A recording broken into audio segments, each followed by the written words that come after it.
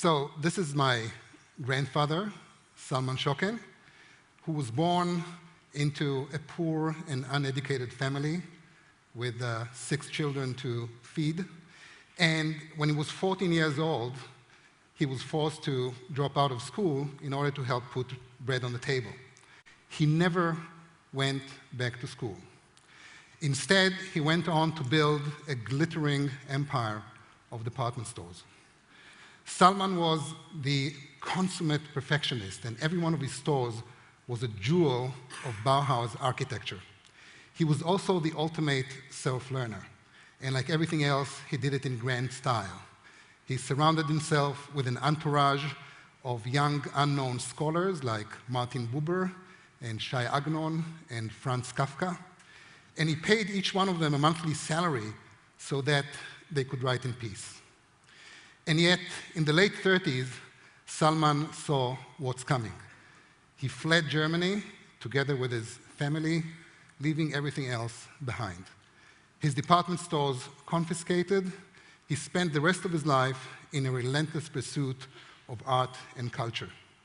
This high school dropout died at the age of 82, a formidable intellectual, co-founder and first CEO of the Hebrew University of Jerusalem, and founder of Schocken Books, an acclaimed imprint that was later acquired by Random House. Such is the power of self-study. And these are my parents.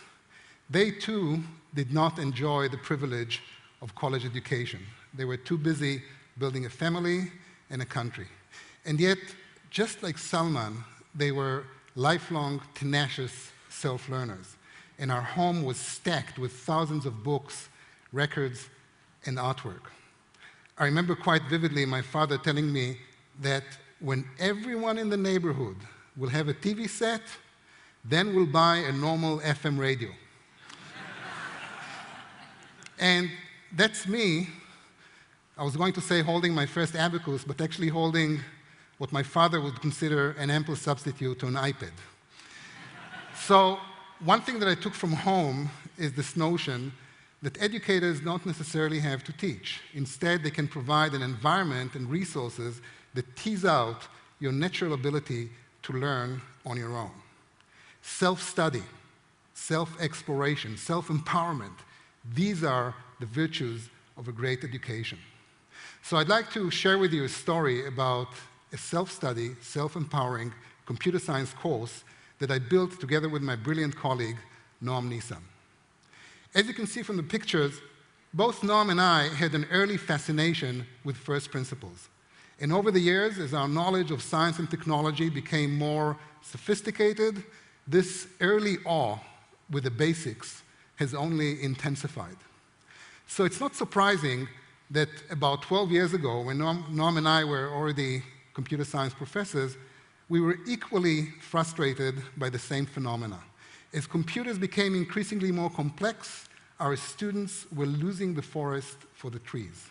And indeed, it is impossible to connect with the soul of the machine if you interact with a black box PC or a Mac, which is shrouded by numerous layers of closed proprietary software. So Noam and I had this insight that if we want our students to understand how computers work and understand it in the marrow of their bones, then perhaps the best way to go about it is to have them build a complete, working, general-purpose, useful computer, hardware and software, from the ground up, from first principles. Now, we had to start somewhere, and so Noam and I decided to base our cathedral, so to speak, on the simplest possible building block, which is something called NAND. It is nothing more than a trivial logic gate with 4 input-output states. So we now start this journey by telling our students that God gave us NAND and told us to build a computer. And when we asked how, God said, one step at a time. And then, following this advice, we start with this lowly, humble NAND gate, and we walk our students through an elaborate sequence of projects in which they gradually build a chipset, a hardware platform, an assembler, a virtual machine, a basic operating system, and a compiler for a simple Java-like language that we call Jack. The students celebrate the end of this tour de force by using Jack to write all sorts of cool games like Pong, Snake, and Tetris. You can imagine the tremendous joy of playing with a Tetris game that you wrote in Jack and then compiled into machine language in a compiler that you wrote also, and then seeing the result running on a machine that you built, starting with nothing more than a few thousand NAND gates. It's a tremendous personal triumph of going from first principles all the way to a fantastically complex and useful system. Noam and I worked 5 years to facilitate this ascent and to create the tools and infrastructure that will enable students to build it in 1 semester. And this is the great team that helped us make it happen. The trick was to decompose the computer's construction into numerous standalone modules, each of which could be individually specified, built, and unit tested in isolation from the rest of the project. And from day one, Noam and I decided to put all these building blocks freely available in open source on the web. So chip specifications, APIs, project descriptions, software tools, hardware simulators, CPU emulator, stacks of hundreds of slides, lectures. We laid out everything on the web and invited the world to come over, take whatever they need, and do whatever they want with it. And then something fascinating happened. The world came. And in short order, thousands of people were building our machine. And NAND to Tetris became one of the first massive open online courses, although 7 years ago we had no idea that what we were doing is called MOOCs. We just observed how self-organized courses were kind of spontaneously spawning out of our materials. For example, Pramod CE, an engineer from Kerala, India, has organized groups of self-learners who build our computer under his good guidance. And Parag Shah, another engineer from Mumbai, has unbundled our projects into smaller, more manageable bytes that he now serves in his pioneering do-it-yourself computer science program. The people who are attracted to these courses typically have a hacker mentality. They want to figure out how things work, and they want to do it in groups, like this Hackers Club in Washington, D.C., that uses our materials to offer community courses. And because these materials are widely available in open source, different people take them to very different and unpredictable directions.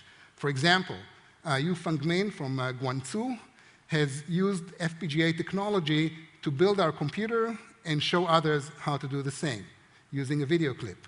And Ben Craddock developed a very nice computer game that unfolds inside our CPU architecture, which is quite a complex 3D maze that Ben developed using a Minecraft 3D simulator engine. The Minecraft community went bananas over this project, and Ben became an instant media celebrity. And indeed, for quite a few people, taking this NAND to Tetris pilgrimage, if you will, has turned into a life-changing experience. For example, take Dan Rounds, who is a music and math major from East Lansing, Michigan. A few weeks ago, Dan posted a victorious post in our website, and I'd like to read it to you. So here's what Dan said. I did the coursework because understanding computers is important to me, just like literacy and numeracy. And I made it through. I never worked harder on anything, never been challenged to this degree. But given what I now feel capable of doing, I would certainly do it again. To anyone considering NAND to Tetris, it's a tough journey, but you'll be profoundly changed. So Dan demonstrates the many self-learners who take this course off the web on their own traction, on their own initiative, and it's quite amazing because these people cannot care less about grades. They are doing it because of one motivation only. They have a tremendous passion to learn. And with that in mind, I'd like to say a few words about traditional college grading. I'm sick of it. We are obsessed with grades because we are obsessed with data. and yet grading takes away all the fun from failing. And a huge part of education is about failing. Courage, according to Churchill, is the ability to go from one defeat to another without losing enthusiasm. And Orwell said that mistakes are the portals of discovery. And yet we don't tolerate mistakes, and we worship grades. So we collect your B pluses and your A minuses, and we aggregate them into a number like 3.4, which is stamped on your forehead and sums up who you are. Well, in my opinion, we went too far with this nonsense, and grading became degrading. So with that, I'd like to say a few words about upgrading and share with you a glimpse for my current project, which is different from the previous one, but it shares exactly the same characteristics of self-learning, learning by doing, self-exploration, and community building. And this project deals with K-12 math education, beginning with early age math. And we do it on tablets because we believe that math, like anything else, should be taught hands-on. So here's what we do. Basically, we developed numerous mobile apps, every one of them explaining a particular concept in math. So for example, let's take area. When you deal with a concept like area, well, we also provide a set of tools that the child is invited to experiment with in order to learn. So if area is what interests us, then one thing which is natural to do is to tile the area of this particular shape and simply count how many tiles it takes to cover it completely. And this little exercise here gives you a first sort of good insight of the notion of area. Moving along, what about the area of this figure? Well, if you try to tile it, it doesn't work too well, does it? So instead, you can experiment with these different tools here by some process of guided trial and error, and at some point you will discover that one thing that you can do among several legitimate transformations is the following one. You can cut the figure, you can rearrange the parts, you can glue them, and then proceed to tile just like we did before.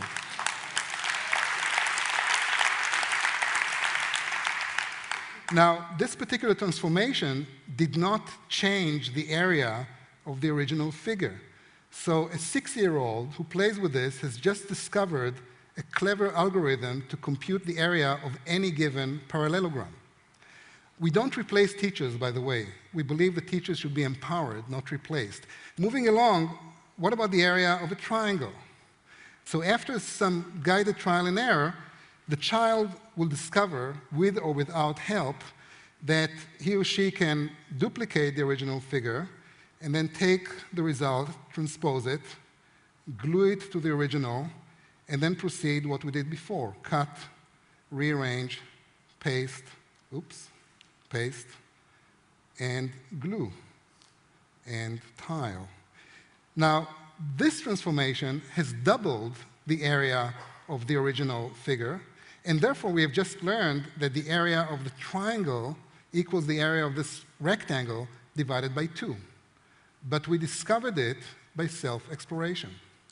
So, in addition to learning some useful geometry, the child has been exposed to some pretty sophisticated science strategies, like reduction, which is the art of transforming a complex problem into a simple one, or generalization, which is at the heart of any scientific discipline, or the fact that some properties are invariant under some transformations. And all this is something that a very young child can pick up using such mobile apps. So presently, we are doing the following. First of all, we are decomposing the K-12 math curriculum into numerous such apps. And because we cannot do it on our own, we've developed a very fancy authoring tool that any author, any parent, or actually anyone who has interest in math education can use this authoring tool to develop similar apps on tablets without programming. And finally, we're putting together an adaptive ecosystem that will match different learners with different apps according to their evolving learning style. The driving force behind this project is my colleague, Shmulik London. And you see, just like Salman did about 90 years ago, the trick is to surround yourself with brilliant people. Because at the end, it's all about people. And a few years ago, I was walking in Tel Aviv and I saw this graffiti on a wall, and I found it so compelling that by now I preach it to my students, and I'd like to try to preach it to you. Now, I don't know how many people here are familiar with the term mensch. It basically means to be human and to do the right thing. And with that, what this graffiti says is high-tech, schmai-tech. The most important thing is to be a mensch. Thank you.